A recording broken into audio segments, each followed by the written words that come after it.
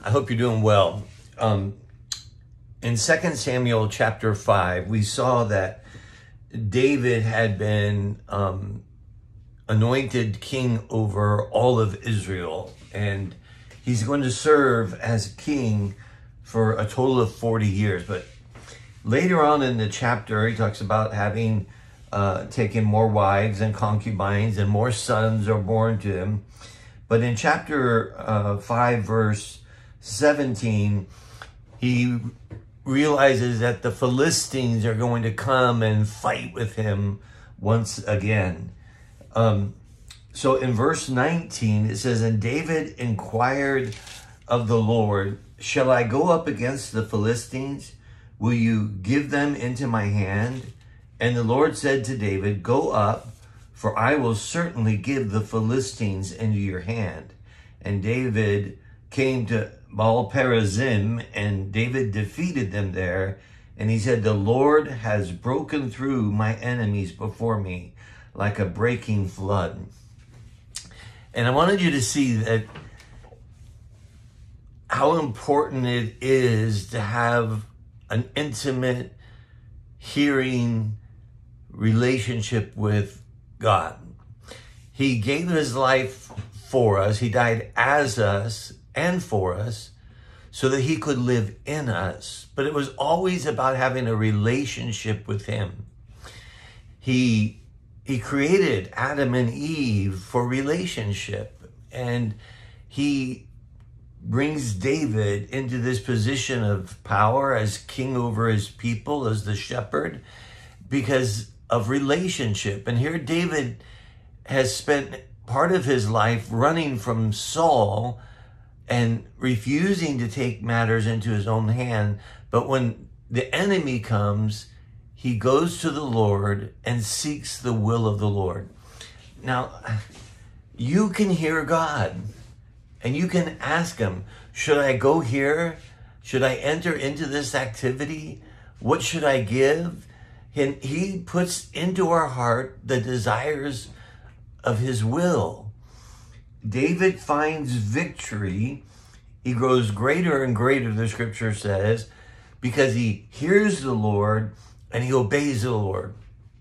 So don't let yourself get in the habit of hearing the Lord and then ignoring it. If you'll be quiet and listen, you can make every petition to him known, and then listen for him to speak to you.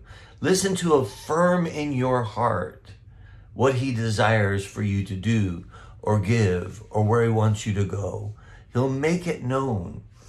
So he goes down and they defeat the Philistines, but the Philistines aren't ready to give up. And they come back again. And in verse 22, the Philistines came up yet again and spread out in the valley of Rephaim. And when David inquired of the Lord, he said, you shall not go up, go around to their rear and come against them opposite the balsam trees. And when you hear the sound of marching in the tops of the balsam trees, then rouse yourself, for then the Lord has gone out before you to strike down the army of the Philistines. And David did as the Lord commanded him, and struck down the Philistines from Geba to Gezer. See, every circumstance he's in, when he seeks the Lord's will, the Lord guides and directs his step. Instead of this time having a frontal assault, he says, go around him and attack from the rear, but remember who's fighting for you. He goes, you're going to hear marching in the trees, and the hosts of God's angels are going before them.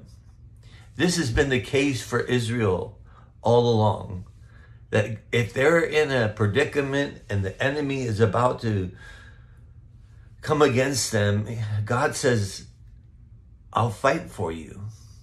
So Christian, will God fight for you? Or do you have to take things into your own hands? I subscribe to the fact that if you will come to God with a heart surrendered to do his will, he will always fight for you. He will bring you the victory over your enemies. Paul reminds us that we battle not against flesh and blood, but principalities and powers and dominions in dark places, all of these things. There's this great spiritual battle. And the world wants to teach you or tell you that you can do this on your own. It's your fight. It depends on you. And God's saying, will you listen to me? Will you obey me? I'll fight for you. Sometimes it's head on. Sometimes he tells you, go around the back and hit him from behind. What's the key point? I hear God. I listen. I obey. And then I have victory. True success. Does it only apply to Philistines? No, it applies to every aspect of our lives. That we have this beautiful relationship with him in which we can simply respond to what he desires and be at peace and live in shalom, knowing we hear his voice and we obey. Let's get ourselves used to just saying, not my will, yours, Lord. The battle is God's and the victory is God's. I hope you'll meditate on that. I hope you have a great day. God bless.